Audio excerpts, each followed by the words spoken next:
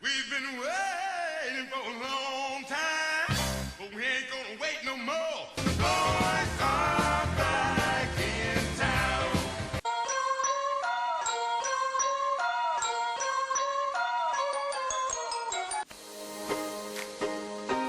Welcome to Pimpy's Investment Chat, where we keep investment talk simple. And here's your host, Pimpy. What's going on out there, peeps? All right, looking in the news, it looks like Biden is going to try to screw the American people one last time before he leaves the office. If you're not paying attention, he's been busier these last week or two than he's ever been in the 4 years he's been in office. Signing all these bills, trying to Trump-proof the government, keeping him from firing people that should be fired, protecting policies that should be reversed, including, are you ready for this?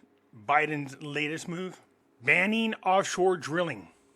Yeah, I don't know if it's going to stick, but it's definitely going to be interesting to watch. It says oil jumps as Biden bans offshore drilling, expert analysis. People are asking, is this going to affect what's going on in Iraq? I say, yeah, because there's a bigger thing going on. Brent crude oil only came down just a little bit. It's not spiking over there, but they're talking about here in the United States. But I don't see much of a movement on oil. Natural gas, you can see, is definitely spiked. So you should expect higher energy prices like gas and stuff like that. What they're doing is trying to screw Trump before he gets into office. Cause things that happen on the market so they can say, see, Trump did it. See, Trump did it. So don't fall for it. What this got to do with Iraq is this. So oil prices rose Monday following President Biden's ban on offshore drilling. So we're going to hear from Scott Shelton right here, where Shelton emphasized that the U.S. production growth primarily comes from onshore drilling. Regarding long-term impacts, he notes, if this stays intact, it inhibits our ability to grow. But peak demand is not far away with electric vehicles. And there's plenty of spare capacity out of OPEC. So the concern really isn't there. On potential policy reversals, Shelton observes, I think if Trump has his way, it won't be intact. The question is, can he make that change? So can Trump change all the damage that Biden's trying to do? Discussing key market catalysts, Shelton focuses on Iran and Russia. He points to declining Russia exports, focusing some Asian markets to seek regional alternatives.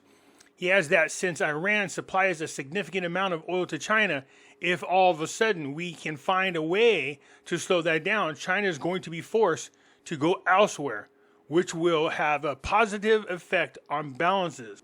So while Biden was in office, he was lax about anything and everything we had to do to enforce the punishment that should be applied to Iran. Now, we know when Trump gets in there, that's not going to happen. The embargo is going to go back up. It's going to hit Iran big time. If they could slow down or stop the exporting of oil to China, well, then that's going to hurt China. China is going to have to turn elsewhere. So who out there is going to be able to handle the supply needs of China? Well, there's a lot of talk that they might start talking to Iraq. This might have been something that al-Sudani and Trump have already talked about.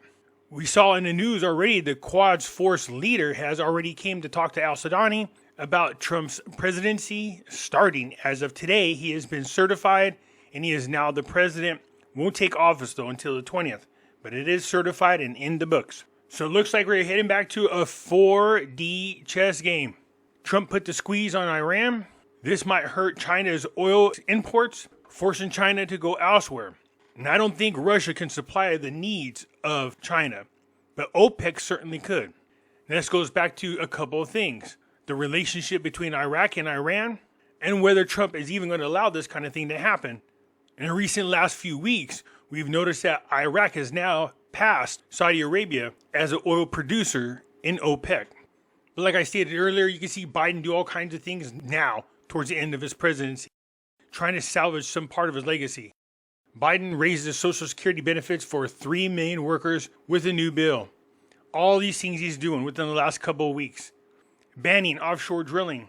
This analyst is saying that isn't going to affect the United States very much. Might have some impact, but not a whole lot. What it does is just affects the potential growth in the future. That is, unless Trump can turn over this whole banning process. For you people out there listening about the Iraqi Dinar news, I hope it's being reported correctly. If you're paying attention, they are talking about increasing the value of the United States dollar over the dinar. the opposite direction we want it to go. I told you there was talks about this before. Again, this is only talks that the Iraqi dinar is going to lose value against the US dollar. Last time Trump was in office, we became the number one exporter of energy, which affected the oil prices and affected Iraq. So with Trump coming into office, we're going to quickly see what kind of impact he has on Iraq and the oil market. So people are taking the necessary steps to be prepared for what they think might happen. All we can do is just sit back and watch.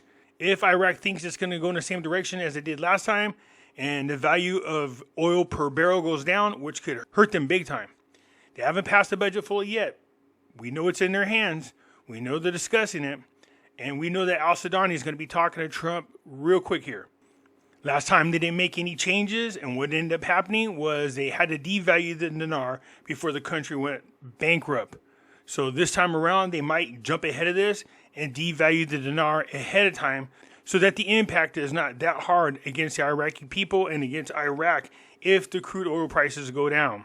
Just be prepared. Let's keep an eye on it and see what happens. They continue with all the necessary reforms, which is really great for Iraq. Let's hope they continue. What we're looking for is Trump to erase the last of these sanctions, maybe in return for something that he needs from al-Sudani. So this is the latest and the greatest, and that is 1, Biden is banning offshore drilling, which could affect the oil prices. 2, with Trump coming into office, him going back to being the number one exporter of energy, how is that going to affect the oil market? How is that going to affect what happens in Iraq? 3, if Trump continues to put the squeeze on Iran and somehow interferes the exporting of their oil to China, forcing China to go elsewhere, maybe the agreement will be that they go ahead and go get it from Iraq, not Iran. And now how is that going to affect the relationship between Iraq and Iran? Maybe that's why the Quds Force leaders over there talking to al-Sudani. So whatever is getting ready to happen, the big players are already starting to discuss it. They're already starting to meet about it. And we're going to see what's happening real quick. Pay attention that the budget has not been passed yet in Iraq. And I think they're really just waiting to find out what's going to happen to the oil market and which players move where and how that's going to affect Iraq, whether it's necessary for them to get ahead of it, everything, and devalue the Iraqi dinar so as to not go bankrupt in case the oil prices drop. We shall soon see. Anyways, that's it for now. I look forward to hearing from you. I'm out.